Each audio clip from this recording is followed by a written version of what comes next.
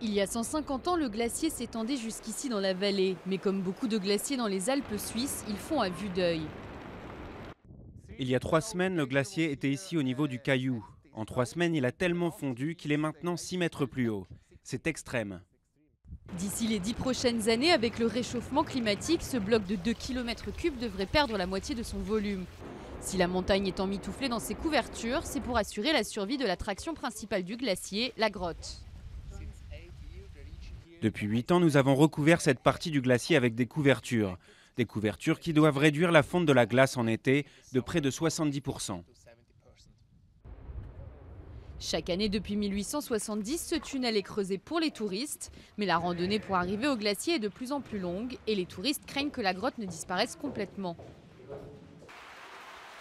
C'est une bonne idée de mettre des couvertures pour que ça ne fonde pas. Et je trouve que ce n'est pas suffisant ces couvertures-là.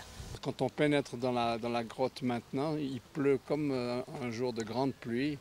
Donc j'imagine que ça ne va pas durer longtemps. Et c'est un combat un peu vain qu'on essaye de faire contre cette mort de la montagne. Les dirigeants de la communauté internationale sont attendus en décembre à Paris pour une conférence en vue de mesures pour limiter le réchauffement climatique et l'évolution dangereuse de l'environnement de la Terre. Mais pour le glacier du Rhône comme les autres glaciers alpins, c'est déjà trop tard. Les Alpes sont considérées comme un point chaud où la température augmente au moins 2 fois plus vite que la moyenne globale.